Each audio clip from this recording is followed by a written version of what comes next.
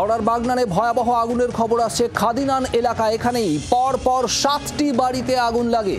গভীর রাতে এই আগুন লাগে খাদিনান এলাকায়। দাও দাও করে জ্বলতে থাকে আগুন। তীব্র চাঞ্চল্য এলাকায়। যে ছবি আপনারা দেখছেন রাতের ছবি। পর 7টি বাড়িতে আগুন লাগে এই খাদিনানে।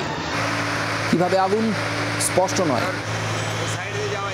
বাগনানে খাদিনান এলাকায় এখানেই পর 7টি বাড়িতে আগুন লাগার ঘটনা।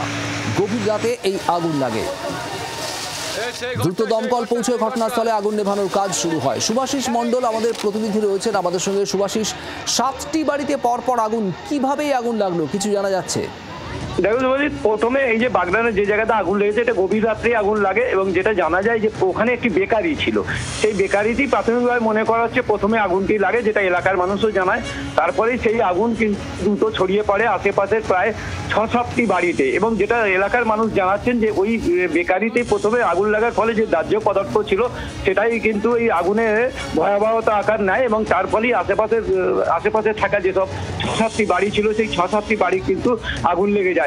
দীর্ঘক্ষণ সময় লাগে, প্রায় 2 ঘন্টার বেশি সময় লাগে। উলুবেড়িয়া থেকে 2টি দমকলের গাড়ি যাওয়ার পরেই কিন্তু আগুন নিয়ন্ত্রণে আনা সম্ভব হয় শুভদীপ। তবে এই মুহূর্তে কিন্তু ক্ষয়ক্ষতির পরিমাণ এখনো পর্যন্ত সেরকম ভাবে কিছু জানা যায়নি।